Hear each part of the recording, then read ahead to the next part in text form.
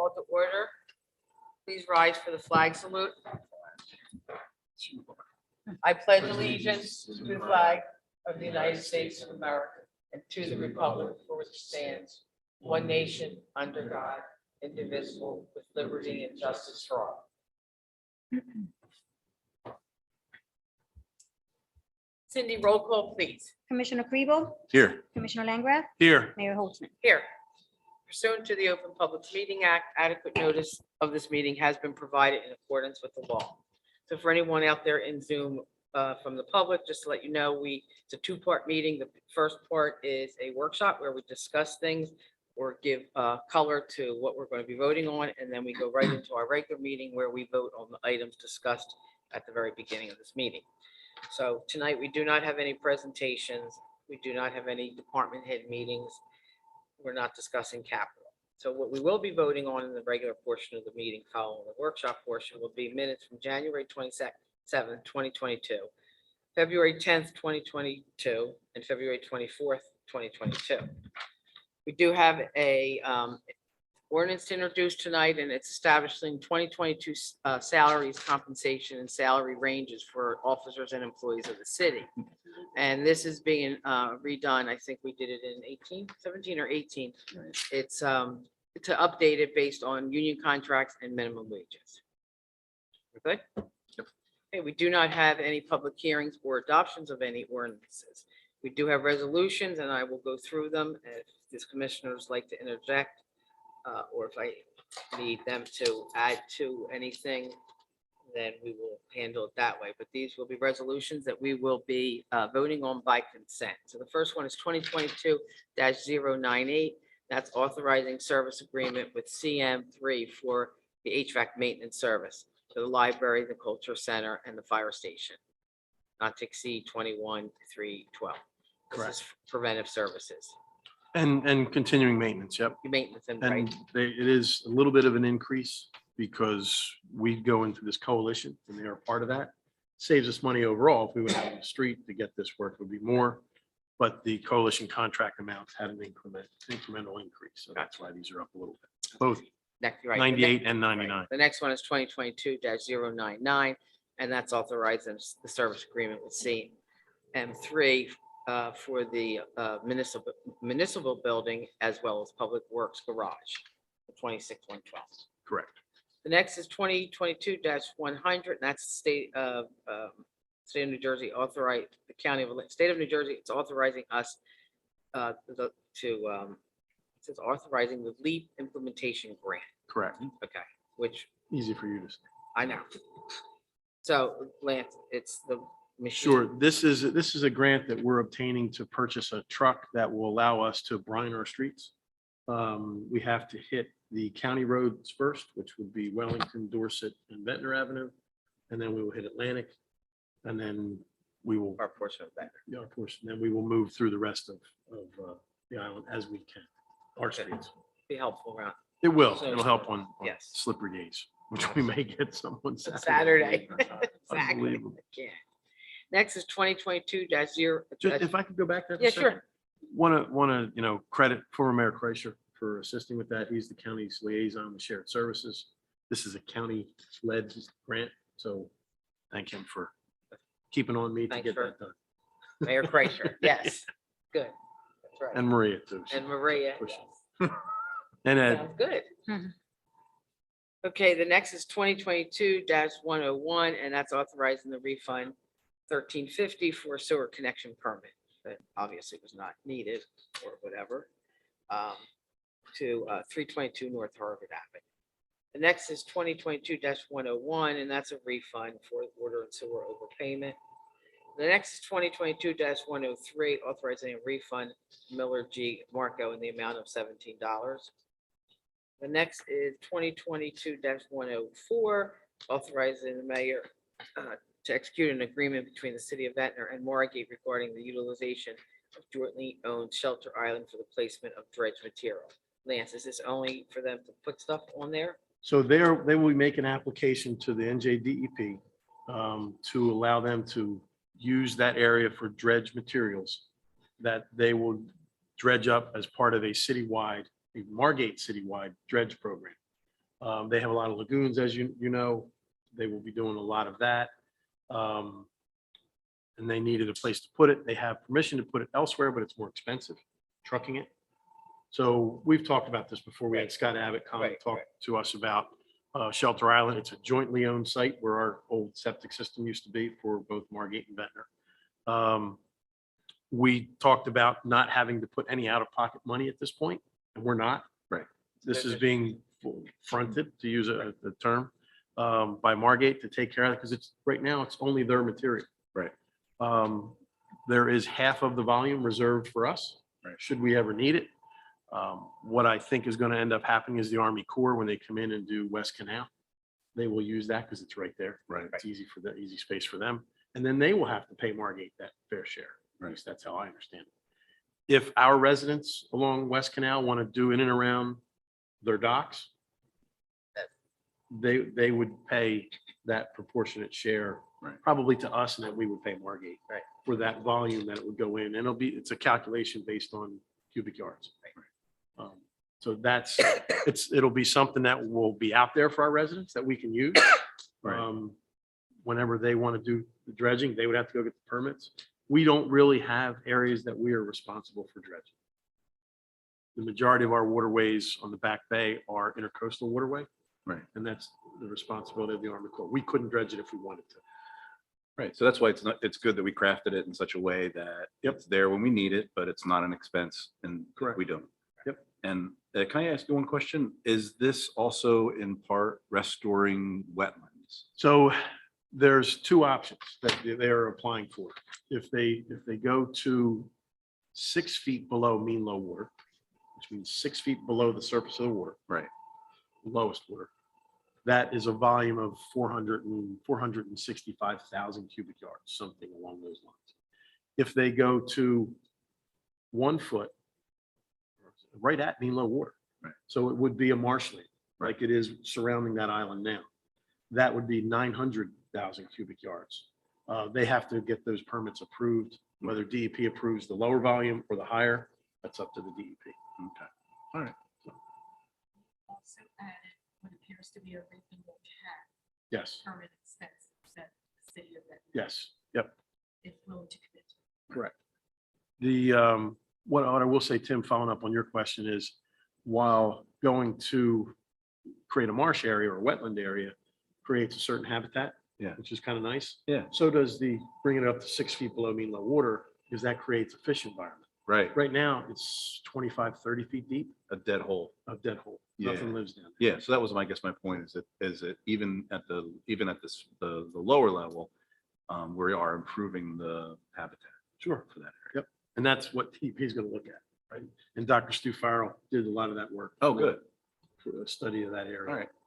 I think it could tie in with the Eco Park, and that just in the general that we're helping our properties out. Sure. Yep. Thank you. Next is 2022-105, and that is authorizing part-time employee Jennifer Zuba for the Office of Emergency Management for the City of Ventnor. This is an EMT, correct? It's a OEM. OEM, but she's an EMT. am She's I an correct? EMT. She's yes. Yes. Right, okay, She's Very- assisting, like, Yeah. gotcha. and she will also assists as needed. Very highly qualified. We're very happy to have her. Perfect. She's also And she's a dispatcher, so she's got a lot of qualities that speak the language of the public safety. Great. That dovetails right in, and in fact kept us very well prepared at all the events, more prepared than I think other cities that she's doing it Right. real time. Right. So Great. she's a good catch. Wonderful. very serious. Yes. Next is 2022-106. There we go. This is authorizing hiring Tina Frickit as our new recreation director. And this hiring is contingent upon our new hire regulations, that everything is completed properly. Good. And we had a lot of applicants. I I know. give Yep. Maria and Ed and Tim credit for weeding them down. So I think the final 3. 25, I think we started out with 28. all very highly qualified. The last pack there that came through to you and I was a really kind of a tight race there at the end, Yeah. but I'm really, really excited for what she can bring to the city. She's dynamic is the one word that really keeps coming to mind. And she's got great ideas for programs. She's doing the work now Yeah. in a city that I think is smaller than ours. I think she's built for a bigger city. I think she's going to be somebody that brings that department into a next level with some of the new things that we don't do, like programs that we don't have, and programs that we already have. She's very well versed in the pickleball and soccer. She's coaching all these sports. She's a lifetime athlete. She's going to be and she's very much High level athlete. She was Yeah. a D1 athlete in college in 2 sports. right. Soccer and lacrosse. Yeah. So, I mean, the Fire. Yeah, she's firefighter, EMT. Football player. football. She's got tackle. She Yeah. played tackle in high school. Tackle high Yeah. school Yep. but all those things, I think, and the way that the record department is growing for us to be a summer community that offers people all sorts of things to do. She's going to be right out front. And she has a chest. Yeah. So the mechanical side of Yeah. I things. love it. I love it. Yeah.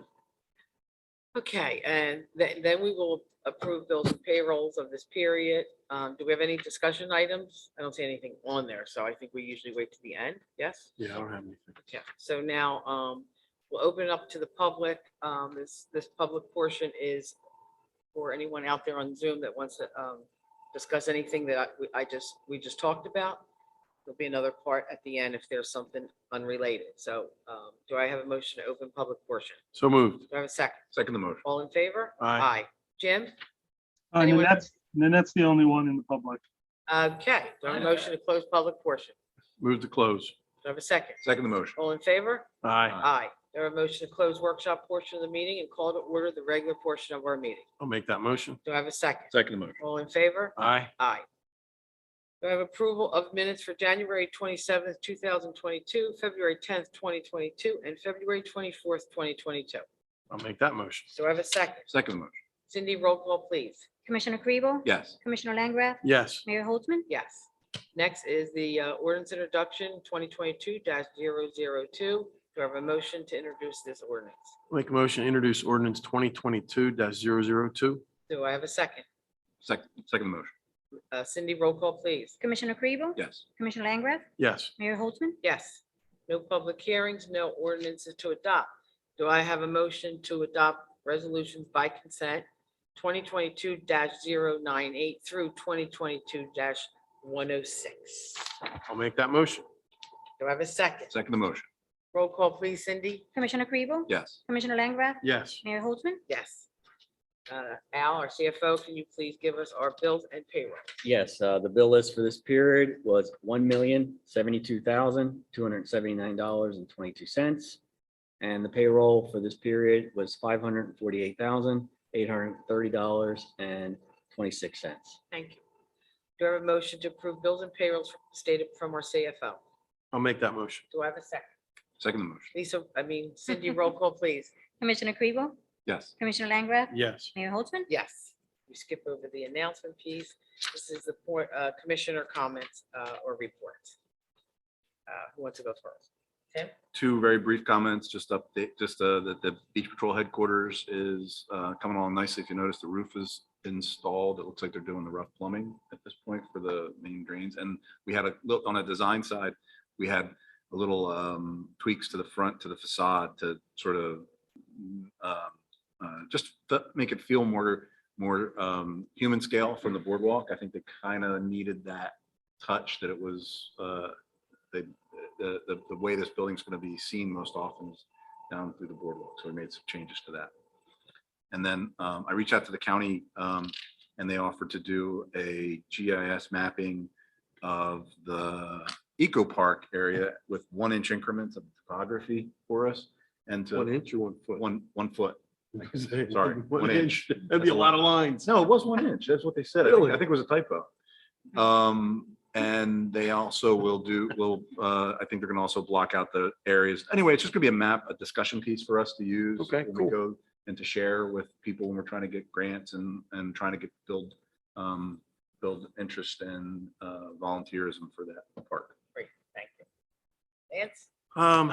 Couple things. I'll say it was a good meeting. The topics were not enjoyable, but I had a good meeting with Senator Palestina and Assemblyman Guardian with regard to two items that are coming at us through the DEP. One is the flood regulations, and two is the lead pipe that I mentioned at our last meeting.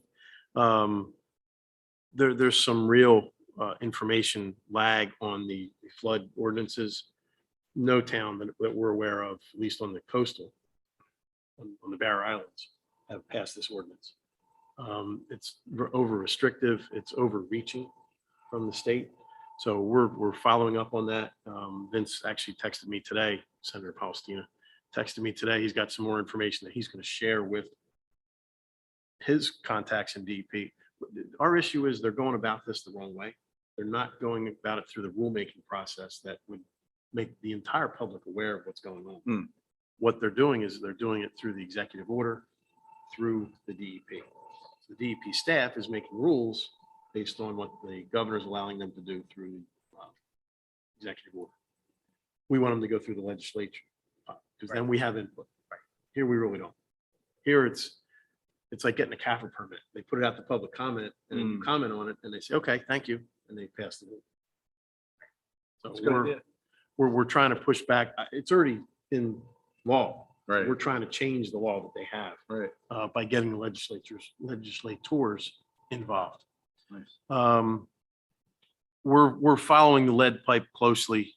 It's going to be a costly item that we're not ready to follow those rules lockstep just yet. We're supposed to have already sent a letter out. We're not doing that yet because we don't like what that letter is saying to our residents because it's inaccurate. And we don't have a problem. Yeah, it's inaccurate. It's something we have to do, but we don't. So if the letter has to go out, it will go out with a cover letter that we will all sign that indicates where we are with Ernie's help and show that we are not problematic community with regards to lead. So that's it.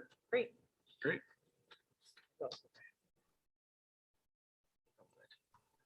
Okay, so next, this is a public portion for anything anybody like to speak about. And nobody's out there, but I will follow suit. Do I have a motion to open public? So moved. Do I have a second? Second the motion. All in favor? Aye. Aye. Nobody's out there. Do I have a motion to close public portion? So moved. Do I have a second? Second the motion. All in favor? Aye. Aye. We don't have an executive session, correct, Moore? No executive session. Okay, do I have a motion to adjourn? I'll make that motion. Do I have a second? Second the motion. Meeting adjourned. All in favor? All in favor? Aye. Meeting adjourned. What'd we What's the get? time? 6:50.